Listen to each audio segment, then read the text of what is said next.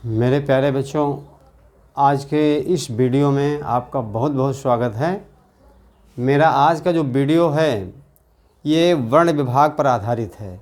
हमने अपने पिछले वीडियो में वर्णों का व्यंजनों का वर्गीकरण और स्वरों का वर्गीकरण आप लोगों को समझाया था, तो उन्हीं पर आधारित ये हमारा वीडियो है।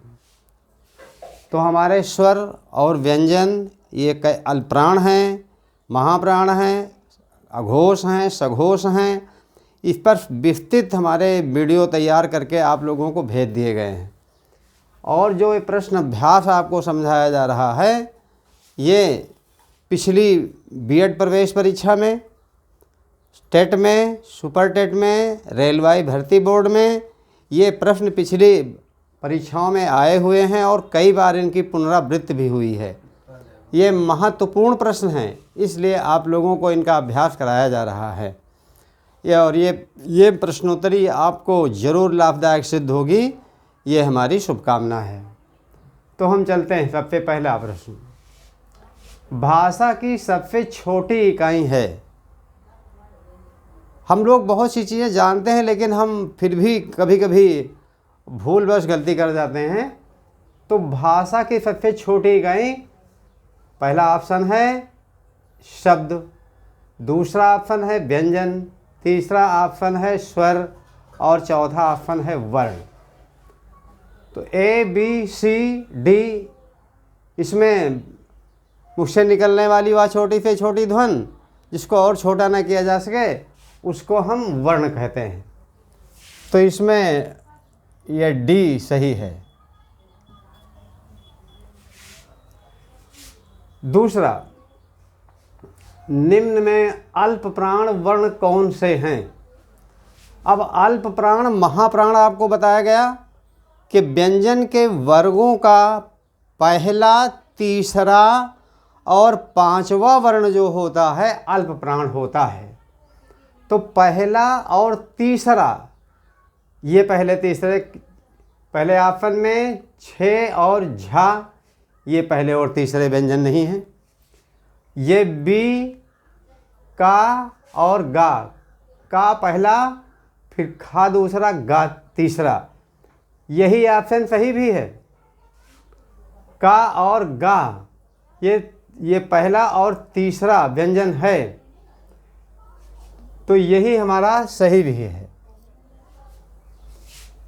चौथा देखिए, नासिक व्यंजन बताइए। तो नासिक का थोड़ा यहाँ गलत लिख गया है, ये अनुनासिक। अनुनासिक व्यंजन बताइए। तो अनुनासिक व्यंजन कौन है? व्यंजनों के 5 वर्गों के अंतिम जो 5वें अक्षर हैं वो अनुनासिक वर्ण कहलाते हैं।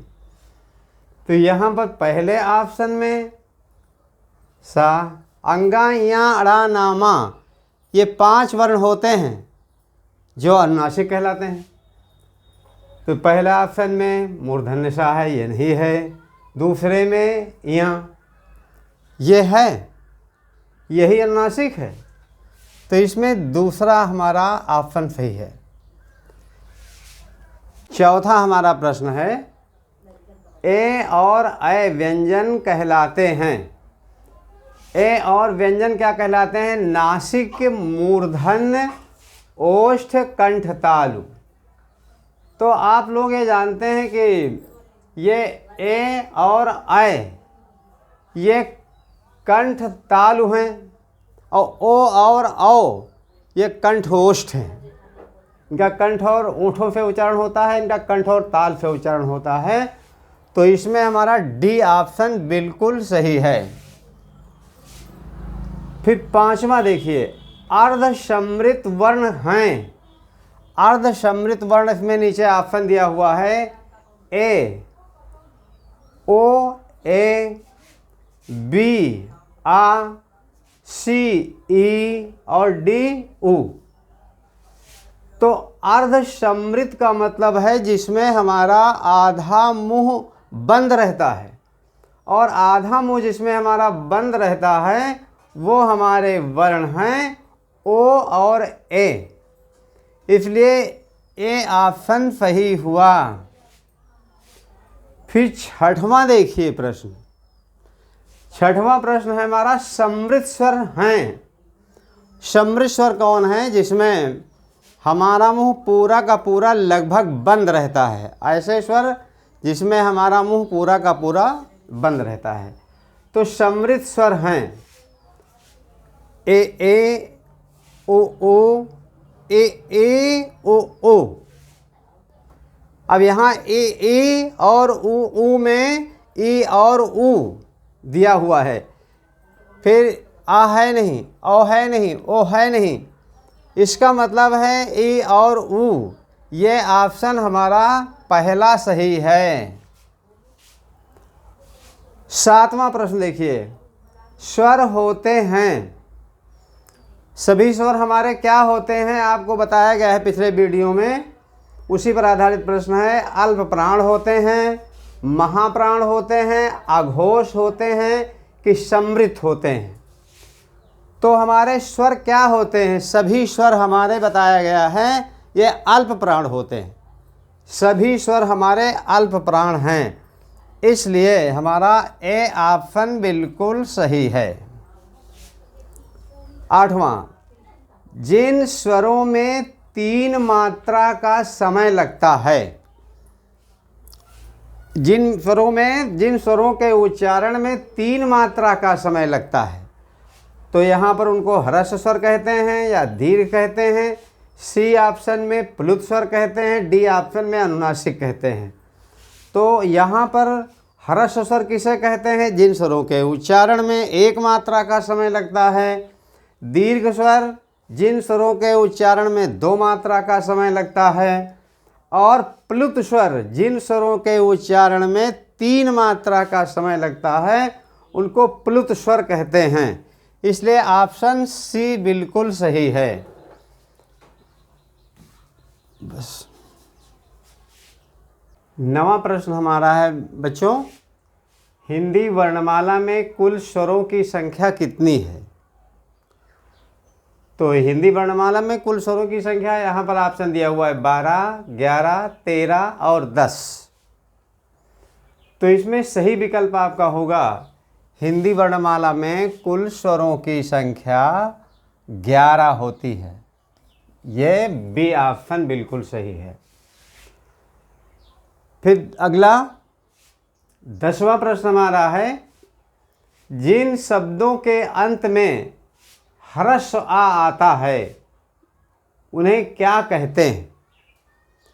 कोई भी शब्द हो उसमें उसका अंत ह्रस्व आ से हुआ हो तो उस शब्द को हम क्या कहेंगे? अयोगवाह कहेंगे, अंतस्थ वर्ण कहेंगे, अकारांत कहेंगे, अनुस्वार कहेंगे। अब थोड़ा सोच करके आपको बताना है, इस पर ऑप्शन लगाना है कि इसको हम आ से अंत होने वाले शब्दों को अकारांत, आ से अंत होने वाले शब्दों को अकारांत। सी ऑप्शन बिल्कुल सही है। फिर 11वां है, घा का उच्चारण स्थान कौन सा है? तो आपको पहले हमने बताया है कि हमारी वर्णमाला के जो वर्ण हैं वो उनका उच्चारण स्थान क्या है। वो हमारे मुख से किन किन भागों से होकर के अंदर से वायु आती है और कहाँ कहाँ होकर के वो वायु हमारे मुख से बाहर निकलती है, ये बताया गया है। तो आपको एक सूत्र बताया गया था, आकुह विसर्जनीय नाम कंठा। तो ह्रस्व आ, दीर्घ आ और हा और काखा गा घा अंगा, ये वर्ण हमारे कंठ वर्ण माने जाते हैं। तो इसमें जो हमारा घा है, का खा गा घा, तो ये कंठ वर्ण हुआ, अर्थात बी ऑप्शन बिल्कुल सही है। फिर 12वां प्रश्न है, अघोष वर्ण कौन सा है? तो अघोष वर्ण इसमें जैसे आ है, जा है, हा है और सा है। तो इसमें अघोष वर्ण आपका स है, इसलिए डी ऑप्शन बिल्कुल सही है। आप आज का वीडियो आपको अच्छा लगा हो तो आप हमारा चैनल सब्सक्राइब करें, और तैयारी के लिए आप लोग हमेशा कड़ी मेहनत करें और सफलता की ऊंचाइयों तक आप लोग पहुँचें, सफल हों, यही हमारी शुभकामना है। बहुत बहुत आपका धन्यवाद।